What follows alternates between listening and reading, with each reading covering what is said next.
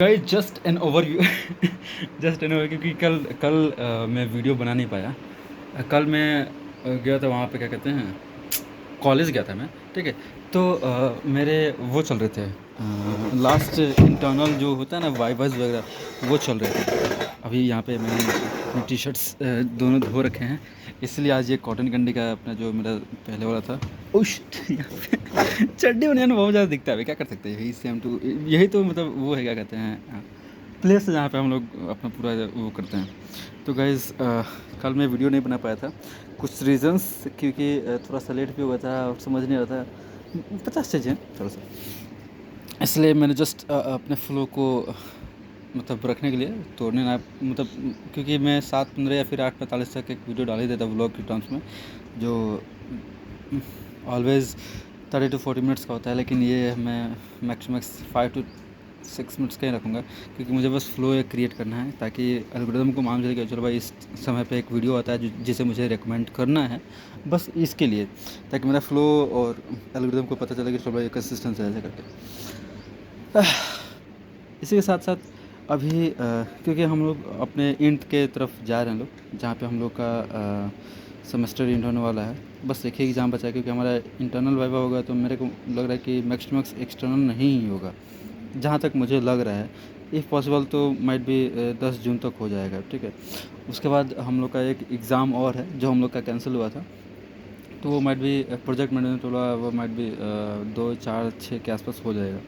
उसके बाद हम इस कॉलेज को टाटा बाय बाय बोल देंगे। यहाँ पे गाइस बहुत सुंदर सा भगवान जी अभी डूबने की जा रहे हैं ना, सूर्यास्त हो रहा है, तो बहुत चिड़िया चहचहा रही हैं। कुछ भी कहो तो क्या भाई, कॉलेज फील्स बेटर ब्रो। देखो एकदम इधर कितना सुंदर नज़ारा है भाई, इतना सुंदर नज़ारा है ना, मतलब लगता है कि वाह स्काई चेंज होते रह रहा है। तो फ़िल्टर्स के कारण हो रहा है, फ़िल्टर्स नहीं, मतलब होता है ना एक मोबाइल के अंदर खुद से होता है कि वो इन्हेंस करके चीज़ों को दिखाता है, उनको एक अपना कलर देता है ताकि ठीक लगे, ठीक है।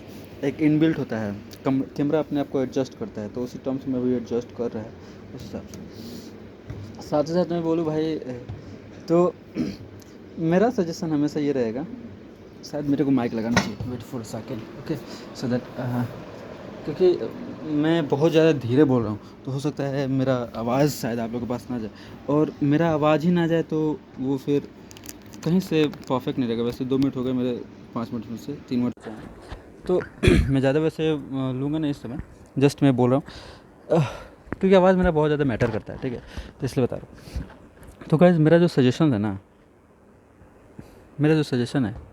मैं ये कहूँगा ना कि भाई न्यू फील्ड्स को हमेशा ट्राई करो, ठीक है। न्यू फील्ड्स को ट्राई करना बहुत ज़्यादा इंपॉर्टेंट है। हमेशा एक चीज़ से स्टिक मत रहो, जैसे मैं कुछ ऐसा अपने बारे में नहीं बता रहा हूँ कि हाँ, और हमेशा ना देखो अल्टरनेटिव्स ढूंढते रहो, ठीक है। जैसे अब मैं कैसे बताऊँ, ओह शिट,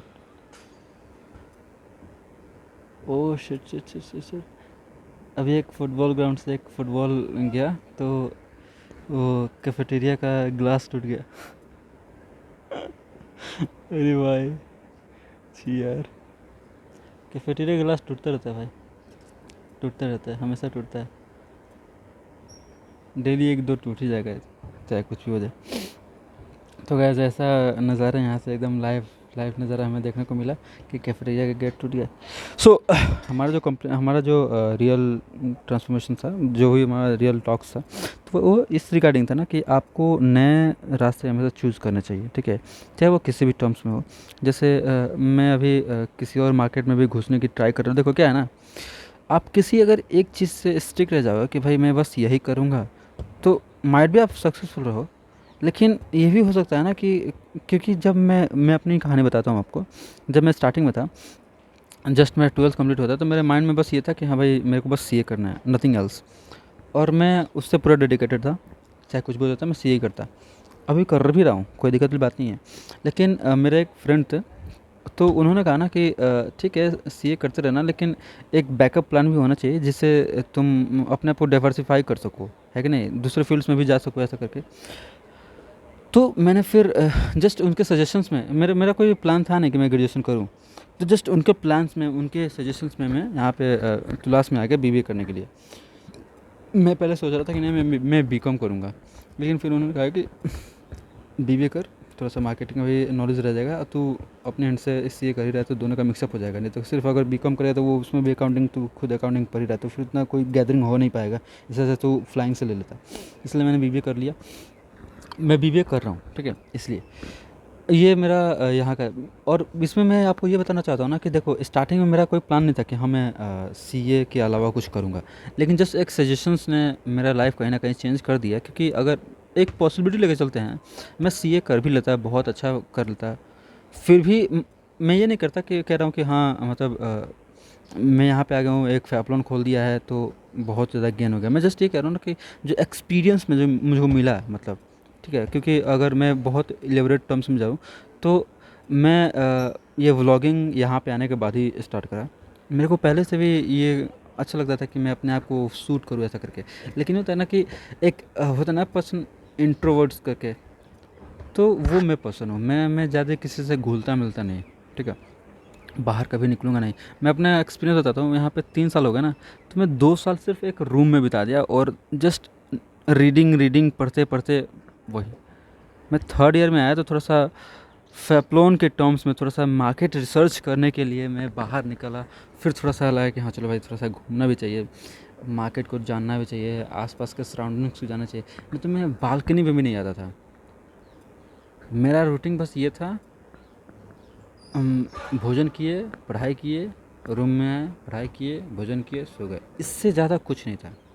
ना कहीं जाना, ना ही कहीं कुछ खेलना, कुछ भी नहीं।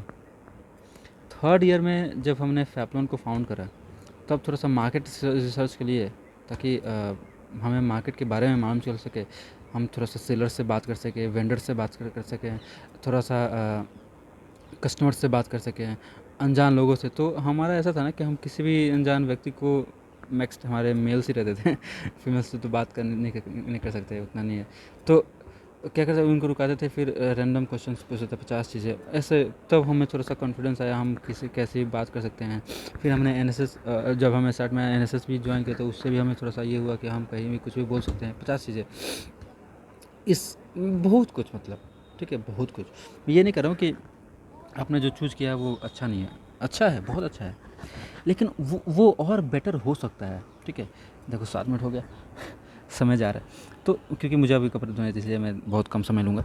तो मैं यही ट्राई करूँगा ना कि मैं बस यही बताना चाहता हूँ कि आप अपना चूज़ करो, हमेशा हमेशा चूज़ करो, हमेशा एक ही चीज़ पे स्टिक मत रहो। देखो गाइस, पीछे का बैकग्राउंड देख सकते हो, इतना इतना शांत है ना भाई यहाँ पे। और यहाँ पे भद्राज आपको शायद नहीं दिख रहा होगा, मैं नहीं दिख रहा होगा, मुझे बहुत धुंधला दिख रहा है तो आपको तो और नहीं दिख रहा होगा। तो यहाँ पे एकदम शाइनिंग। सूरज भगवान कहाँ गए जी? कहाँ गए, कहाँ गए, ओ कहाँ गए जी? हाँ देख लीजिएगा जी यहाँ पे। तो ऐसा एकदम चिलिंग वाला खतरनाक वाइब आ रहा है, इतना मस्त सुंदर, वाह शांति है, बस चिड़ियों की चिलचाहट है। मैं बस इसलिए थोड़ा सा बोल रहा था कि माहौल थोड़ा सा ठंडा हो जाए। मैं बस ये बोल रहा हूँ ना कि आप लोग को थोड़ा सा अपने आप को डाइवर्सिफाई करना पड़ेगा, दूसरे ऑप्शंस भी एक्सप्लोर करो। मैं ये नहीं कर रहा हूँ कि अभी एक्सप्लोर किया। और हाँ, एक और बात, राइट डाउन एवरीथिंग। भाई मैं सच बता रहा हूँ ना, बहुत लोगों को लगता है ना कि ठीक है माइंड में है, माइंड में है, माइंड में है। लिखने से ना भाई बहुत ज़्यादा इम्पैक्ट पड़ता है। अभी आपको 1 दिन, 2 दिन, 1 हफ्ता, 2 हफ्ता, 1 महीने में शायद नहीं समझ में आएगा, लेकिन जब एक 1 साल नहीं कहेंगे, मतलब थोड़ा-सा 2-4 महीने हो जाएंगे, 6 महीने हो जाएंगे ना, फिर आपको समझ में आएगा कि हाँ, लिखने से कितना ज़्यादा इम्पोर्टेंस होता है। मतलब आप समझो, आप अगर लिख देते हो तो वो बात आपके माइंड में भी रहता है और आपके कॉपी में भी रहता है। कहते हैं ना कि एक सिस्टम आता है, एक सेटिंग आता है, 2 स्टेप ऑथेंटिकेशन और समथिंग अगर ऐसे कुछ आता है। तो उसमें क्या होता है ना कि वो पहले आपका पासवर्ड और वो सब पूछेगा, उसके बाद फिर ना एक एसएमएस भी भेजेगा, ताकि क्या हो सके, प्रॉपर गारंटी हो सके कि जो पर्सन है क्या वही लॉगिन कर रहा है या नहीं कर रहा है। बहुत कुछ, तो ये 2 स्टेप वेरिफिकेशंस होता है सब। वही जगह अपना जो भी इम्पोर्टेंट बात है, चाहे वो आइडिया हो या फिर कुछ थिंकिंग्स हो कि हम ऐसा कर सकते हो, वैसे कुछ स्टेप्स हो, बहुत चीज़ें, वो अगर आप लिख लोगे ना तो 2 स्टेप वेरिफिकेशंस में आ जाता है। क्या होता है ना कि कहीं मान लो आप भूल गए, होता है ना। अभी जस्ट अच्छा शिट, क्या अभी तो दिमाग में था, होता है ना वो। मान लो वो परमानेंटली हो गया तो, कोई एक इम्पोर्टेंट चीज़ कहीं वो मिस हो गया तो बताओ।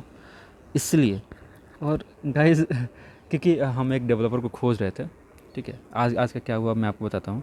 अच्छा, आज का आपको रात में ही बताऊँगा, ठीक है। चलो तो मैं रखता हूँ क्योंकि मुझे अपने कपड़े धोने हैं। बाय बाय बाय बाय, जय श्री राम।